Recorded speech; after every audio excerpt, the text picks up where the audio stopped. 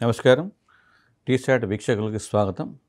తెలంగాణ రాష్ట్ర public service commission నిర్వహిస్తున్నటువంటి group 1 ప్రిలిమ్స్లో నూతనంగా చేర్చినటువంటి సామాజిక వెలి హక్కులు సమ్మిళిత విధానాలకు సంబంధించి గతంలో అనేక అంశాలను చర్చించడం జరిగింది. ఈరోజు భారతదేశంలో సమ్మిళిత విధానాలకు సంబంధించినటువంటి నేపథ్యం, స్వాతంత్ర అనంతరం భారత ప్రభుత్వము సమ్మిళిత విధానాలకు శ్రీకారం చుట్టినటువంటి అనుభవాన్ని, ముఖ్యంగా ప్రపంచవ్యాప్తంగా వచ్చినటువంటి మార్పులకు తగ్గట్టుగా కేంద్ర ప్రభుత్వము అవలంబించినటువంటి వ్యూహాన్ని చర్చిస్తాం. బ్రిటిషు వలస పాలన సుదీర్ఘకాలం పాటు కొనసాగడం, స్వాతంత్రం అనంతరము భారత ప్రభుత్వము ఒక నూతన ఆర్థిక విధానానికి శ్రీకారం చుట్టడం, అదేవిధంగా ముఖ్యంగా పంచవర్ష ప్రణాళికలకు సంబంధించినటువంటి భావనను ప్రధానమైనటువంటి విధానంగా ఎంచుకోవడం, సోవియట్ రష్యా ప్రేరణతో సామ్యవాద తరహా సమాజ స్థాపన కోసం కృషి చేయడం, అణగారిన వర్గాల అభ్యున్నతికి, వెనుకబడిన ప్రాంతాల అభివృద్ధికి అధిక ప్రాధాన్యత ఇవ్వడం వంటి అంశాల నేపథ్యంలో ప్రభుత్వాలు గత 75 సంవత్సరాలుగా మనకి స్వాతంత్ర అనంతరం జరిగినటువంటి పరిణామ క్రమంగా చూస్తే ఒక వేగవంతమైనటువంటి మార్పును సాధించిన దేశంగా ఉంది. బట్ అదే పరంపరలో ఇంకా కొంత అభివృద్ధి జరగాల్సినటువంటి ఆవశ్యకత ఉందన్నటువంటి చర్చ కూడా జరుగుతుంది. ఈ నేపథ్యంలో భారతదేశంలో సమ్మిళిత విధానాలకు సంబంధించినటువంటి నేపథ్యాన్ని ఒకసారి పరిశీలిస్తే, సమ్మిళిత అభివృద్ధి అనేటువంటిది బ్రిటిష్ వలసవాద ప్రభావం చాలా స్పష్టంగా కనబడుతుంది. దాదాపు 150 సంవత్సరాల పాటు సుదీర్ఘ పరిపాలన చేసినటువంటి బ్రిటిష్ ప్రభుత్వము అనేక అంశాలలో, ముఖ్యంగా ఆర్థిక రంగాన్ని, సామాజిక రంగాన్ని, రాజకీయ రంగాన్ని ప్రభావితం చేసింది. నేటికి కూడా బ్రిటిష్ చట్టాలనే మనం అవలంబిస్తున్నాం కొన్ని ముఖ్యమైనటువంటి చట్టాల విషయంలో.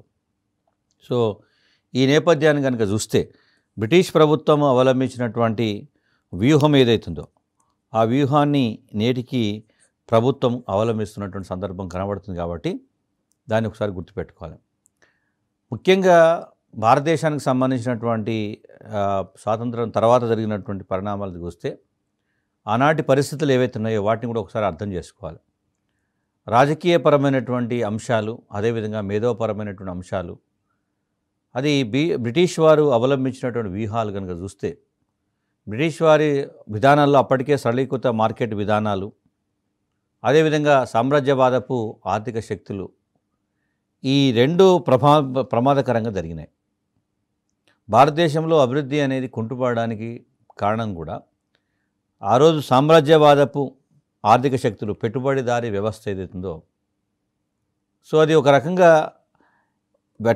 భారతదేశంలో ఆ దాదాపు 150 సంవత్సరాల పాటు జరిగినటువంటి ఆ అడ్మినిస్ట్రేషన్లో ఎఫెక్ట్ అయినటువంటి ఈ సమాజం మార్కెట్ శక్తులన్న, అంతర్జాతీయ వాణిజ్యమన్న ఒక అపనమ్మకం ఏర్పడింది. ఇది దేశాన్ని దోచుకుపోతుంది, దేశానికి ఇబ్బంది కలిగిస్తుంది. సో ఎందుకు అంటే ఆ రోజు బ్రిటిష్ ప్రభుత్వము వ్యాపార ధోరణిలోనే ఇక్కడ పరిపాలన చేసింది. భూమి శిస్తు రూపంలో డబ్బులు బలవంతంగా వసూలు చేయడంతో పాటుగా వాణిజ్య పంటల వైపు పెట్టడం, స్థానికంగా ఉండేటువంటి పరిస్థితులతో సంబంధం లేకుండా ప్రభుత్వం, కేవలం బ్రిటిష్ ప్రభుత్వము బ్రిటన్ యొక్క అవసరాలు తీర్చడం కోసం దీన్ని వలసవాద దేశంగా మార్చడం వల్ల, సో ఆటోమేటిక్గా అంతర్జాతీయ వాణిజ్యం అంటే లేదా మార్కెట్ వ్యవస్థ వస్తుందంటే భారతదేశంలో ఒక భయము, అపనమ్మకం ఏర్పడింది.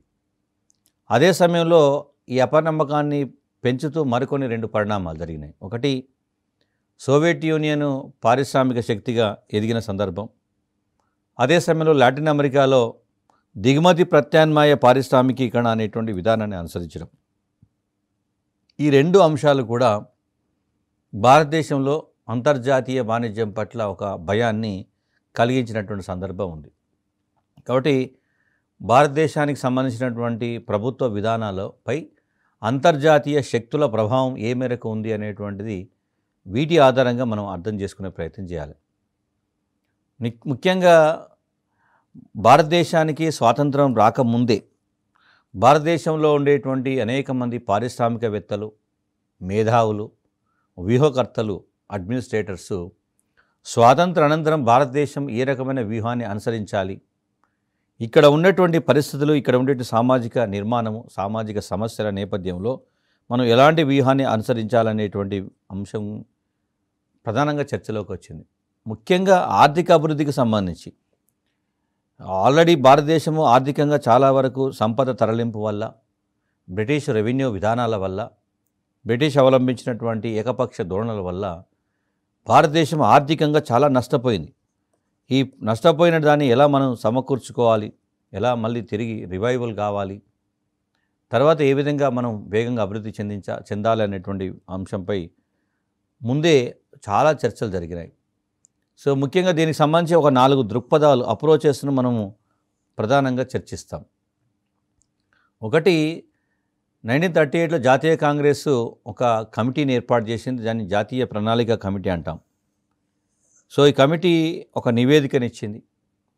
సో ఆ నివేదికలో ఉండేటువంటి అంశాల ఆధారంగా కొంత చర్చ జరిగింది. సో దీనికి సంబంధించి వాళ్ళు చెప్పినటువంటి అంశం ఏంటంటే, ఏదైనా ఒక సమస్యకు కానీ ప్రణాళిక కానీ ఫస్ట్ లక్ష్యం ఉండాలి. మనం ఏ పర్పస్ కోసం అయితే చేస్తున్నామో దానికి లక్ష్యం ఉండాలి. ముఖ్యంగా ప్రధానమైనటువంటి అప్పుడున్నటువంటి పరిస్థితుల్లో ప్రజల యొక్క జీవన ప్రమాణాలను పెంపొందించాలనేటువంటి అంశానికి అధిక ప్రాధాన్యత ఇవ్వాలి. వారికి కనీసము ఏవైతే అవసరాలు ఉన్నాయో, పేదరికంలో కనీస అవసరాలు ఉన్నాయో, సో వాటిని అధిగమించేటువంటి ప్రయత్నం చేయాలి. వాటికి అవరోధాలు ఉన్నాయి. అంటే కూడు గుడ్డ నీడ అని ఏదైతే ఉంటున్నాం, పేదరికానికి మూలాలైనటువంటి వాటిని అనేక అవరోధాలు సాధించడానికి అనేక అవరోధాలను వాటిని మనం అధిగమించాలి. సో వీటన్నిటిని అధిగమించి ప్రతి ఒక్కరికి కూడా కనీస జీవన ప్రమాణాన్ని అందించాలి. అలా అందించాలంటే జాతీయాదాన్ని పెంచాలి అనేటువంటి భావన పరిస్థితి చర్చలోకి వచ్చింది. పేదరికాన్ని నిర్మూలించాలి అంటే జాతీయాదాన్ని మనము తప్పనిసరిగా పెంచుకోవాలి. పేదరికంకి జాతీయాదానికి ప్రత్యక్ష సంబంధం ఉంది అనేటువంటిది మనకి 1938లోనే జాతీయ కాంగ్రెస్ ఇచ్చినటువంటి నినాదం కనబడింది. దాంతోపాటుగా మన జాతీయాదాన్ని పెంచిన తర్వాత ఈ సంపద ఏదైతుందో సంపదను సమాజంలో ఉండేటువంటి అన్ని వర్గాలకి సమానంగా పంచాలి. సో అలా పంచినప్పుడే దాన్ని నిజమైన అభివృద్ధి అంటారు అనేటువంటిది అప్పట్లోనే జరిగినటువంటి చర్చ. సో ఇది ఒక రకంగా సమ్మిళిత వ్యూహం.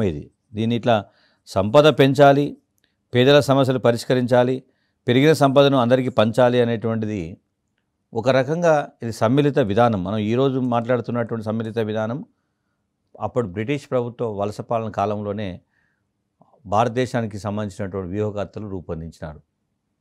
ఇక రెండవ అంశం ఏంటంటే, కొంతమంది పారిశ్రామికవేత్తలు, భారతదేశానికి సంబంధించిన పారిశ్రామికవేత్తలు 1945లో బొంబాయి ప్రణాళికను రూపొందించారు. సో ఈ ప్రణాళిక దేశ అభివృద్ధిలో ముఖ్యంగా దేశానికి సంబంధించినటువంటి ఒక వ్యూహం ఏదైతుందో, ప్రైవేట్ రంగం యొక్క పాత్ర లేకుండా దేశం అభివృద్ధి సాధించలేదు. కేవలం ప్రభుత్వం మాత్రమే దేశం మొత్తాన్ని అభివృద్ధి చెందించలేదు, లేదా ప్రజల యొక్క అవసరాలను తీర్చలేదు. ప్రజల అవసరాలు తీర్చాలంటే ప్రభుత్వ రంగం ఎంత ఇంపార్టెంటో ప్రైవేట్ రంగం కూడా అంతే ఇంపార్టెంటు. కాబట్టి ప్రైవేట్లో పరిశ్రమలను ప్రోత్సహించగలిగితేనే ఒకవైపు ఉపాధి కలుగుతుంది, మరోవైపు వస్తుత్పత్తి జరుగుతుంది, దిగుమతులు తగ్గుతాయి, విదేశీ మారక ద్రవ్యాన్ని మనం కాపాడుకోగలుగుతాం. సో అదేవిధంగా కింది స్థాయి వర్గాలకి మనకు రక్షణ కల్పించగలుగుతాం. వాళ్ళు పనుల్లో ప్రభుత్వానికి ఆదాయం వస్తుంది. ఇలా అనేక అంశాలను పరిగణించుకొని కేవలం ప్రభుత్వం మాత్రమే మొత్తం సమాజంలో ఉండేటువంటి వ్యక్తుల అవసరాలను తీర్చలేదు, లేదా సమాజాన్ని అభివృద్ధి చెందించలేదు, పెట్టుబడి పెట్టలేదు. ఇంత పెద్ద దేశాన్ని అభివృద్ధి చెందించాలంటే అనేక శక్తుల యొక్క సహాయం అవసరం, ప్రైవేట్ శక్తుల యొక్క అవసరం అనివార్యం అనేటువంటి విషయాన్ని బొంబాయి ప్రణాళిక చెప్పింది. దాని ప్రకారమే తర్వాత కాలంలో ప్రైవేట్ రంగానికి కూడా ప్రాధాన్యతనివ్వడం జరిగింది. సో ముఖ్యంగా పెట్టుబడులకు సంబంధించి ఇన్ఫ్రాస్ట్రక్చరు, అదేవిధంగా ప్రాథమిక పరిశ్రమల విత్తనం, వాటిపైన భారీ పెట్టుబడులు పెట్టాలి. సో అవస్థాపన సౌకర్యాలు, మౌలిక సదుపాయాలు ఏవైతున్నాయో, రోడ్లు, అదేవిధంగా భవనాలకు సంబంధించి ప్రాథమికమైనటువంటి నిర్మాణాలు ఏవైతున్నాయో వాటిపైన, ప్రైమరీ ఇండస్ట్రీస్ అంటాం, అగ్రికల్చర్ కానీ అగ్రేరియన్ బేస్డ్ ఇండస్ట్రీస్ పైన ఫస్ట్ మనం ఎక్కువ మొత్తంలో పెట్టుబడులు పెట్టగలిగితేనే కింది స్థాయిలో అనేక సమస్యలకు పరిష్కారం జరుగుతుందనేటువంటిది. ముఖ్యంగా అభివృద్ధి అనేటువంటి పదం చెప్పినప్పుడు అభివృద్ధి లక్ష్యాల్లో పేదరిక నిర్మూలన అనే దానికి మొదటి ప్రాధాన్యత ఇవ్వాలి అనేటువంటిది ముంబై ప్రణాళికల్లో ప్రధానంగా పేర్కొన్నారు. సో నిజానికి ఈరోజు కూడా కేంద్ర ప్రభుత్వము లేదా ఆయా రాష్ట్ర ప్రభుత్వాలు కూడా సో ప్రైవేట్ రంగాన్ని ప్రోత్సహించడం, అదేవిధంగా మౌలిక సదుపాయాల కల్పన సంబంధించి భారీ పెట్టుబడులు పెట్టడం, పేదరిక నిర్మూలనే ప్రభుత్వం ప్రత్యక్షంగా పాల్గొనడం, ఇవన్నీ కూడా ఇప్పటికీ కనబడుతున్న సందర్భాలు ఉన్నాయి. మోక్షగుండం విశ్వేశ్వరయ్య ఒక నివేదికను ప్రచురించిన విశ్వేశ్వరయ్య నివేదిక కూడా భారతదేశంలో అభివృద్ధి ఏ విధంగా ఉండాలి అనేటువంటి దాని మీద స్పష్టమైనటువంటి దిశానిర్దేశం చేశారు. తర్వాత భారతదేశపు శ్రామిక సమైక్య 1944లో కూడా ప్రజాప్రణాళిక పీపుల్స్ ప్రణాళికను రూపొందించింది. వీటన్నింటి నేపథ్యాన్ని కనుక చూస్తే ఇవన్నీ కూడా దేనికి సంబంధించినవి అంటే ఆర్థిక అభివృద్ధిలో ప్రభుత్వం యొక్క పాత్రను వివరించే ప్రయత్నం చేశాయి. అంతేకాకుండా పేదరిక నిర్మూలనకు సంబంధించినటువంటి ప్రాముఖ్యతను వివరించాయి. అంటే భారతదేశానికి సంబంధించి ఈ సమ్మిళిత విధానాలకు సంబంధించిన నేపథ్యంలో ఈ 4 అప్రోచెస్ను 4 ప్రణాళికలను ప్రధానంగా మనం పరిగణలోకి తీసుకోవాలి. అదేవిధంగా మనం ఒకసారిగా జాతీయ ప్రణాళిక కమిటీ కానీ లేదా మోక్షగుండం విశ్వేశ్వరయ్య రూపొందించినటువంటి ప్రణాళికలు ఇవి ప్రధానంగా భారీ పెట్టుబడులు సంబంధించినటువంటి వస్తూత్పత్తి ద్వారా పారిశ్రామికీకరణ జరగాలని చెప్తే ప్రణాళిక పత్రం మాత్రము ఈ చిన్న తరహా కుటీర పరిశ్రమలకు ప్రాధాన్యత ఇవ్వాలని చెప్పారు. మధ్య తరహా చిన్న తరహా పరిశ్రమలకి ప్రాధాన్యత ఇవ్వాలని చెప్పడం జరిగింది.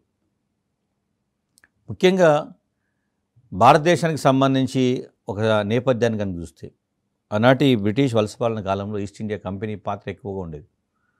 సో దానివల్ల వాళ్ళకు అర్థమైంది ఏంటంటే విదేశీ శక్తులు కనుక భారతదేశంలోకి ప్రవేశిస్తే సో వీటికి విదేశీ పెట్టుబడి రూపంలో ఆల్రెడీ ఒకసారి ఎంటర్ అయ్యారు ఈస్ట్ ఇండియా కంపెనీ, తర్వాత దేశాన్ని ఆక్రమించుకున్నారు, 150 సంవత్సరాల పాటు పరిపాలించారు, అనేక మంది విదేశీయులు భారతదేశంలోకి రావడానికి ఆస్కారం కల్పించారు.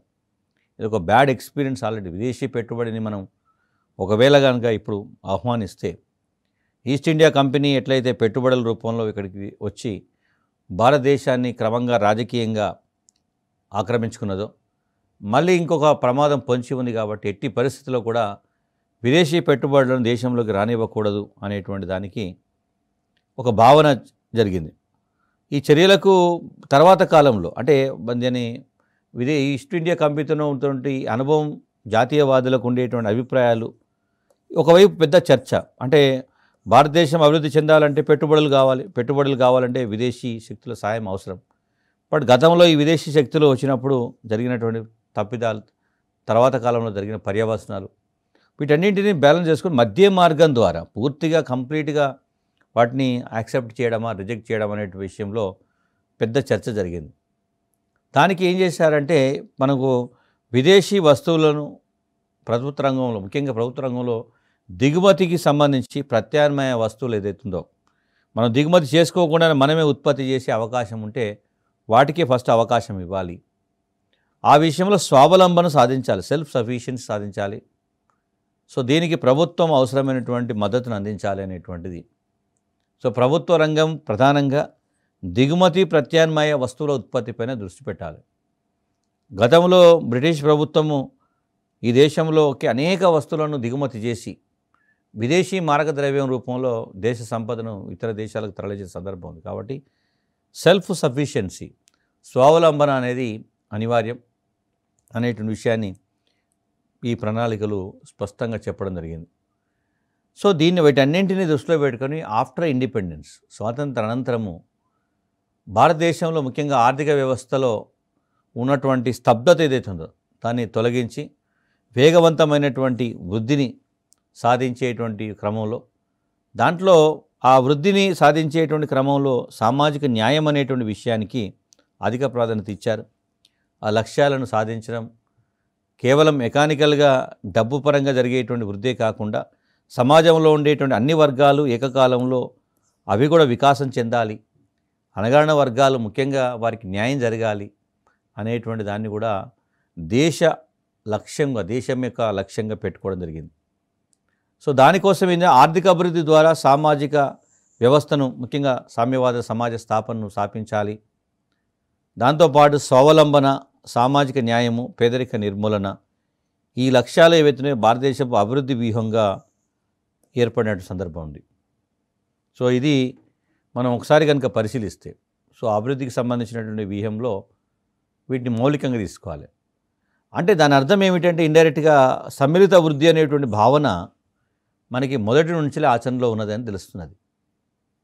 దీంట్లో మనకి అసమానతల తొలగింపు కంటే కూడా పేదరిక నిర్మూలన అనేది ప్రధానమైన అంశం. ఈ పేదరిక నిర్మూలన జరిగితే అసమానతల తొలగింపు ఆటోమేటిక్గా జరుగుతుంది. కాబట్టి ముందు పేదరిక నిర్మూలన పథకాలపైనే ఎక్కువగా కాన్సన్ట్రేట్ చేయాలి.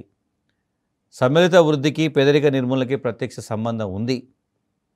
పేదరిక నిర్మూలన జరిగితేనే దాన్ని సమ్మిళిత వృద్ధి అని పరిగణలోకి తీసుకుంటారనే విషయాన్ని. సో ఇది ఒక భావన. మరొక అంశం ఏంటంటే డెమోక్రటిక్ పాలసీ ఏదైతుందో రాజకీయంగా భారతదేశం ప్రజాస్వామ్య విధానాన్ని అవలంబిస్తుంది.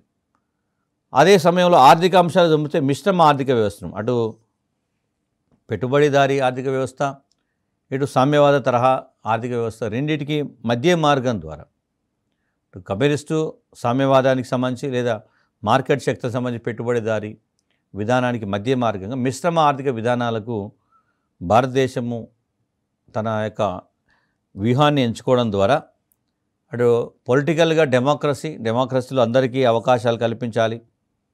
అదే సమయంలో మిశ్రమ ఆర్థిక విధానానికి సంబంధించి చెప్పేటప్పుడు అటు ప్రైవేట్ శక్తుల యొక్క పాత్ర ఉండాలి, ఇటు ప్రభుత్వం యొక్క పాత్ర ఉండాలి. బట్ అల్టిమేట్గా ప్రభుత్వం యొక్క పాత్రే ఎక్కువగా ఉండాలి. బట్ 51% ప్రభుత్వం యొక్క రోల్ ఎక్కువగా ఉండాలి. ప్రైవేట్ శక్తుల పాత్ర మరి డామినేట్ ఉండకూడదు అనేటువంటిది దీంట్లో మొదట ఎంచుకున్నటువంటి వ్యూహం. ముఖ్యంగా సామాజికంగా వెనుకబడ్డటువంటి వర్గాలు ఎవరైతే ఉన్నారో సో వారికి రక్షణ కల్పించడం అనేది అతి ప్రధానమైనటువంటి లక్ష్యంగా పెట్టుకున్నారు. ముఖ్యంగా ఈ వర్గాలకి ఎస్టీ వర్గాలకు సంబంధించి చెప్పేటప్పుడు సమాజంలో సామాజిక దోపిడీకి గురైనారు. ఎస్సీలు సామాజిక దోపిడీకి, ఎస్టీలు ఆర్థిక దోపిడీకి గురైనారు. కాబట్టి ఈ వర్గాలకు ఆదుకోవాలంటే ప్రభుత్వం ఒక ప్రత్యామ్నాయ మార్గం రిజర్వేషన్. సో రిజర్వేషన్ అనేది ముఖ్యంగా ప్రపంచవ్యాప్తంగా ఈ భావనను వెలుగులోకి తీసుకొచ్చింది మొట్టమొదటి దేశం కూడా భారతదేశం ఉన్నది. ఒక వర్గము కొన్ని వందల వేల సంవత్సరాల నుంచి అనేక విధాలుగా ఇబ్బందులకు గురైనప్పుడు ఆ వర్గాన్ని మనం సమ్మిళిత వృద్ధిలోకి తీసుకురావాలంటే, జనజీవన స్రవంతిలో కలపాలంటే, వారిని వేగవంతంగా అభివృద్ధి చెందించాలంటే ఏకైక మార్గము రిజర్వేషన్స్. ఇది కూడా ఒక సమ్మిళిత విధానమే. వెలివేయబడ్డటువంటి వర్గాలు సమాజం నుంచి ఎక్కడో విసిరేసినటువంటి వర్గాల్ని మళ్ళీ భారతీయ సమాజంలో భాగస్వాములు చేయడం అది రిజర్వేషన్ యొక్క పాలసీ. సో ఇది కూడా గుర్తుపడదు. సో అయితే వాస్తవంగా ఎస్సీ ఎస్టీ వర్గాలకు సంబంధించి రిజర్వేషన్ ఒక్కటి మాత్రమే 100% వారిని అభివృద్ధి చెందించిందని లేం. దాంట్లో సామాజికంగా ఇంకా అభివృద్ధి చెందించాల్సినటువంటి అవసరం అయితే ఎంతైనా ఉంది. ఒక భారతదేశానికి సంబంధించినటువంటి అంశాన్ని అర్థం చేసేటప్పుడు కుల వ్యవస్థ యొక్క పాత్రను కూడా తీసుకోవాలి మనం. క్యాస్ట్ సిస్టమ్ ఒక కారణంగా చెప్తాం. ముఖ్యంగా మలివేద కాలంలో పురుష సూక్తంలో ఉండేటువంటి 10వ మండలంలో చెప్పినట్టు బ్రాహ్మణ, క్షత్రియ, వైశ్య, శూద్ర ఈ వర్ణ వ్యవస్థే కులాలుగా మారింది. దీంట్లో ఆటోమేటిక్గా సామాజిక అంతస్తు అనేది భారతదేశంలో కులం ఆధారంగా నిర్ణయించబడుతుంది. అది జన్మతా సంక్రమిస్తుంది, బై బర్త్ వస్తుంది. కాబట్టి ఒకసారి ఈ వర్గాలకు సంబంధించినటువంటి సమస్యలను పరిష్కరించినప్పుడు సామాజిక అసమానతలు ఏవైతున్నాయో వాటిని మనం తొలగించడం చాలా కష్టమైన పని. ఎందుకు? కులం జన్మతః సంక్రమిస్తుంది. కాబట్టి ప్రభుత్వము ఎన్ని రకాల ప్రయత్నాలు చేసినప్పటికీ ఈ సామాజిక ఆర్థిక రాజకీయ పరంగా వాళ్ళ వెనుకబాటుతనానికి కులమే ప్రాతిపాదిక అయినప్పుడు శూద్రులతో పాటు కింద ఉన్నటువంటి అంటరాని కులాలు, అస్పృశ్య షెడ్యూల్డ్ కులాలు, దాని కింద ఉన్నటువంటి షెడ్యూల్డ్ తెగలు, సో ఈ వర్గాలతో సమాన స్థాయిలో తీసుకురావడం అనేది చాలా కష్టమైనటువంటి పనిగా ఉన్నట్టు సందర్భం ఉంది. సో ముఖ్యంగా అందుకే ఈ నేపథ్యాన్ని చూసినప్పుడు రాజ్యాంగ సభ ముసాయి డ్రాఫ్టింగ్ కమిటీ అధ్యక్షునిగా అంబేద్కర్ ముఖ్యంగా ఈ సామాజిక ఆర్థిక రాజకీయ పరమైనటువంటి అసమానతలు ఏవైతే ఉన్నాయో సో వీటికి సంబంధించినటువంటి వైవిధ్యాలను చాలా ఎనలైజ్ చేశారు. చాలా ఎనలైజ్ చేసి సో ప్రధానంగా భారతదేశంలో కుల వ్యవస్థ ఆధారంగా ఏర్పడ్డటువంటి ఈ సంక్షోభాన్ని ఎదుర్కోవాలంటే ప్రభుత్వం ఒక శాస్త్రీయమైనటువంటి వ్యూహాన్ని అవలంబించాల్సిన అవసరం తప్పనిసరిగా ఉంది అనేటువంటిది దీనిలో పేర్కొన్నారు. సో అంబేద్కర్ తన ఆవేదనను తన మాటల్లో ఏం చెప్పాడంటే, జనవరి 26, 1950 నాటికి ఇప్పటి నుంచి మనకి ఒక మంచి వైవిధ్యమైన జీవనంలోకి అడుగు పెడుతున్నాం. అయితే ఈ రాజకీయాల్లో మాత్రం సమానత్వం మనం సాధించగలిగినాం, సామాజిక ఆర్థిక కోణాల్లో ఇంకా అసమానత్వం మాత్రం మిగిలే ఉంది అనేటువంటి, అంటే రాజ్యాంగం తీసుకొచ్చాం, ప్రజాస్వామ్య ప్రభుత్వాలను ఏర్పాటు చేసుకున్నాం, కానీ సామాజిక ఆర్థిక కోణాన్ని కనుక చూస్తే ఇంకా ఈ అసమానతలు అనేటివి మాత్రం అలాగే ఉన్నాయి. సమాజంలో ఉన్నతమైన కులాలు, నిమ్నమైన కులాలు, సంపద కొద్దిమంది చేతుల్లో కేంద్రీకృతం కావడం, సంపద లేనటువంటి సమాజాలు కొనసాగడం, ఇవి మాత్రం ఇంకా మిగిలే ఉన్నాయనేటువంటి ఆవేదనను అంబేద్కరు చెప్పినటువంటి భావనను కూడా ఇక్కడ అర్థం చేసుకోవాలి. సో అదేవిధంగా భారతదేశంలో మనకి కొన్ని వ్యవస్థలను కనుక పరిశీలిస్తే, ముఖ్యంగా ప్రపంచవ్యాప్తంగా సోవియట్ యూనియన్ కానీ ఇతర సామ్యవాద ఆర్థిక వ్యవస్థల్లో అనేక మార్పులు చోటు చేసుకున్నాయి. ఆ మార్పులు ఇక్కడ మాత్రం కనపడలేదు. ఎస్పెషల్లీ భారతదేశంలో ఉండేటువంటి బహుళ వర్గ బహుళ కుల సామాజిక నిర్మాణం మనకి అక్కడ ప్రభావితమైనంత మాదిరిగా భారతదేశంలో ప్రభావితం కాలేదు. ఇవి అలాగే స్థిరమైనటువంటి జీవనాన్ని కొనసాగించాయి. కాబట్టి సో సాంక్షలు, కట్టుబాట్లు వీటన్నిటి వల్ల అవి ఎలాంటి మార్పు గురి కాకుండా ఉన్నాయి, అందువల్లనే వెనుకబడిపోయినాయి. ముఖ్యంగా ఈ ఆర్థిక అభివృద్ధి అనేటువంటి భావన ఏదైతుందో, ఎకనామికల్ డెవలప్మెంట్ అనేది సామాజిక సమస్యలకు పరిష్కారం చెప్తుందనేటువంటిది, కానీ ప్రణాళిక రచన జరిగిన సందర్భాల్లో సామాజిక నిర్మాణం కానీ లేదా సామాజికంగా ఆర్థికంగా బలమైనటువంటి శక్తులు ఎవరైతున్నారో వాళ్ళు ఎక్కువ ప్రభావం చూపారు. అంటే మనకి వాస్తవానికి నార్మల్గా ఉన్నటువంటి సిద్ధాంతం ప్రకారం ఆర్థిక అభివృద్ధి అనేది సామాజిక సమస్యలకు పరిష్కారం చూపుతుంది, కానీ ప్రణాళికలను రచించేటప్పుడు పంచవర్ష ప్రణాళిక రూపకల్పన చేసిన సందర్భాల్లో ఈ సామాజిక నిర్మాణం కానీ లేదా సామాజికంగా ఆర్థికంగా బలంగా ఉన్నటువంటి శక్తులు ఏవైతున్నాయో అవి ఎక్కువ ప్రభావితం చూపాయి. కాబట్టి కింది వర్గాలకు ఆశించిన స్థాయిలో వాళ్ళకి ప్రగతి దిశగా ప్రయాణం జరగలేదు అనేటువంటి ఒక వాదన ఉంది.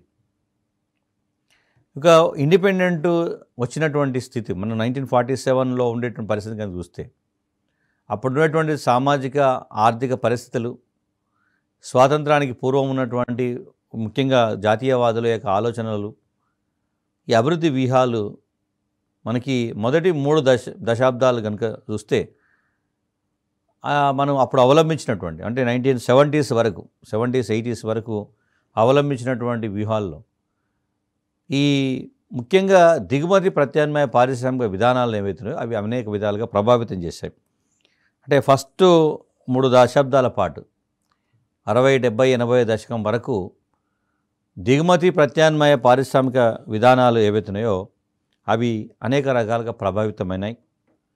సో ముఖ్యంగా 1970వ దశాబ్దపు చివరిలో ప్రపంచంలో ఉంటున్న అనేక దేశాలు, ఎస్పెషల్లీ పాకిస్తాన్ కానీ చైనాతో సహా అనేక దక్షిణ ఆసియా దేశాలు ఏవైతున్నాయో అవి ఆర్థిక సరళీకరణ దిశ వైపు వెళ్ళడం, చైనా లాంటి పెద్ద దేశాల్లో జనాభా పరంగా భారతదేశంతో దాదాపు సమానంగా, అంటే అంతకంటే కొంచెం ఎక్కువగా ఉన్న దేశం ఒక నూతన ఆర్థిక విధానానికి అనుసరణ చెందేటువంటి ప్రయత్నం జరగడం.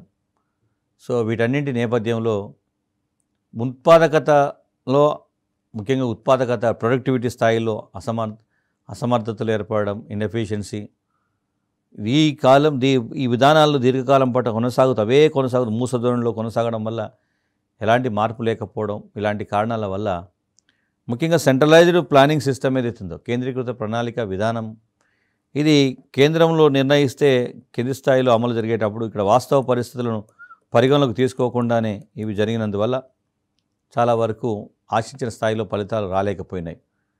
సో ఈ నేపథ్యాన్ని దృష్టిలో పెట్టుకొని మళ్ళీ 80వ దశాబ్దంలోని ముఖ్యంగా ఒక నియమిత రహిత పునఃపంపిణీ ప్రత్యామ్నాయాలు ఏవైతున్నాయో వాటి కోసం ప్రయత్నాలు జరిగినాయి.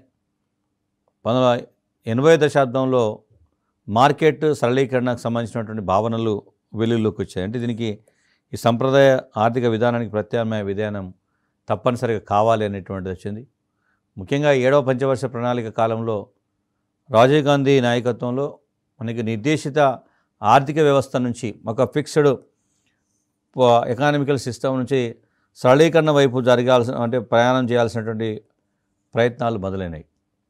సో ఇది ఒక రకమైనటువంటి అవగాహన. అంటే ఇప్పుడు సమ్మిళిత విధానాలు అనేటువంటి పదానికి సంబంధించి చూసేటప్పుడు ఇది 1950 భారత రాజ్యాంగం రూపకల్పన, తర్వాత పార్లమెంట్ ఎన్నికలు, ప్రభుత్వాల ఏర్పాటు, ప్రభుత్వాల వ్యూహాలు, పంచవర్ష ప్రణాళికలు ఇవన్నీ కూడా కొంత కాలపాటు స్తబ్దంగా కొనసాగినాయి. కానీ 70వ దశకం చివరిలో 80వ దశకం ప్రారంభంలో మాత్రం అనేక అలజడులకు గురైన సందర్భం ఉంది.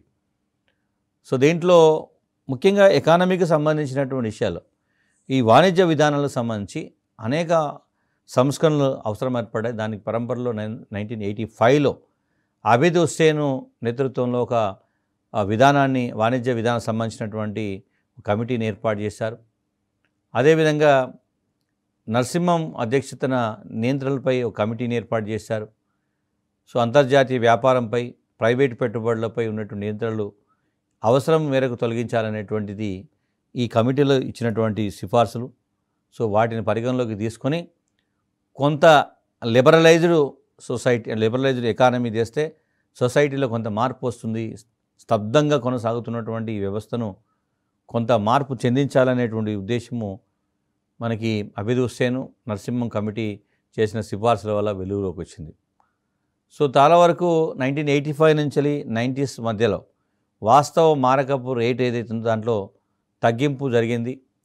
సో ఎగుమతుల పెరుగుదలకు ఇది కొంత దోహదపడింది కాబట్టి దాన్ని కూడా గుర్తుపెట్టుకున్నాం. అదేవిధంగా 6th 5-year ప్లాన్లో 1980-85 నుండి డైరెక్ట్గా ప్రత్యక్ష పేదరిక నిర్మూలన పథకం, డైరెక్ట్ పేదరికాన్ని నిర్మూలించాలనేటువంటి ఉద్దేశంతో మొదలైనటువంటి ఈ స్వయం ఉపాధి కానీ లేదా వేతన ఉపాధి పథకాలు ఏవైతున్నాయో వాటిని ప్రారంభించారు. దాని తర్వాత కాలంలో ఈ ఆలోచన విధానాలను కనుక చూస్తే మనకి తర్వాత కాలంలో జరిగిన పరిణామాలు స్పష్టంగా పేదరిక నిర్మూలనకు, స్వయం ఉపాధి కల్పనకు పెద్దపీట వేసినట్టు కనబడుతుంది. అదేవిధంగా భారీ పరిశ్రమల నుంచి చిన్న తరహా పరిశ్రమలకు ప్రాధాన్యత ఇచ్చేటువంటి వ్యూహంగా మారింది. సో ఇవన్నీ కూడా అదేవిధంగా అంటే ప్రణాళికలకు సంబంధించి చెప్పేటప్పుడు కొన్ని ముఖ్యమైనటువంటి అంశాలలో 7వ ప్రణాళికకు వచ్చేసరికి పేదరిక నిర్మూలనకు అధిక ప్రాధాన్యత ఇచ్చారు. సో ఇతర అభివృద్ధి కార్యక్రమాల్లో ముఖ్యంగా అన్నిట్లో కూడా పేదరిక నిర్మూలన ఒక భాగం చేశారు. ప్రభుత్వం ఏ కార్యక్రమం చేపట్టినా పరోక్షంగా అది పేదరిక నిర్మూలనకు కూడా దోహదపడాలి. సో ఆర్థిక వృద్ధి అనేది మనకి పేదరిక నిర్మూలన దోహద. అదేవిధంగా అంతర్జాతీయ స్థాయిలో ముఖ్యంగా మనం 80వ దశకం చివరిలో చూస్తే వ్యాపార చెల్లింపుల కోశపరమైనటువంటి సమస్యలు తలెత్తాయి. అంటే మన సంబంధించినటువంటి విదేశీ మారక ద్రవ్య చెల్లింపుల సమస్యలు ఏర్పడాయి.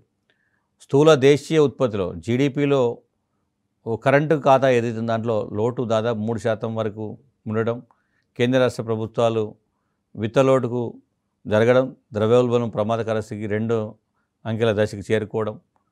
సో అదేవిధంగా విదేశీ మారక ద్రవ్య నిల్వలు కేవలం 1-2 నెలలకు సరిపోయే విధంగానే ఉండటం, ఇవన్నీ కూడా స్థూల ఆర్థిక పరిస్థితి మనగలిగే అంటే దాగిపోయి దిద్దుబాటు చర్యలు అవసరం ఏర్పడ్డాయి.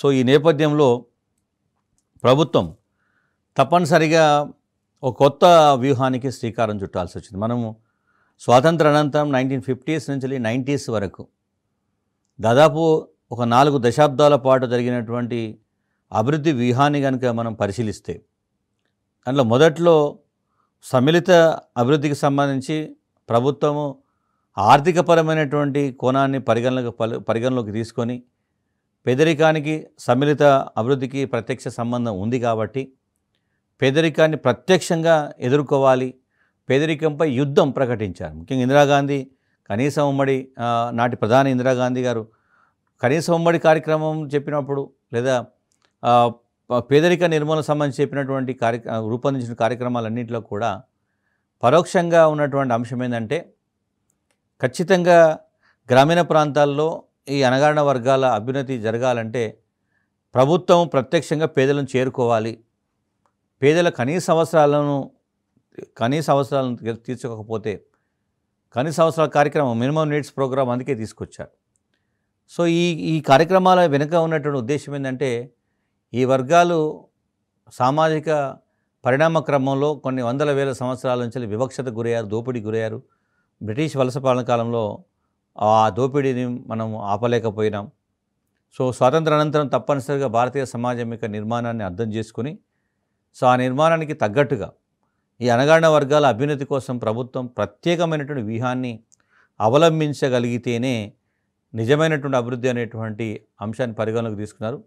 సో కాబట్టి అప్ టు 90s వరకు జరిగినటువంటి పురోగతిని ఒక ఎపిసోడ్గా చూస్తాం. 1991 తర్వాత ఆర్థిక సంస్కరణల తర్వాత జరిగినటువంటి వ్యూహాన్ని మరొక అంశంగా మనం అర్థం చేసుకోవచ్చు. Thank you.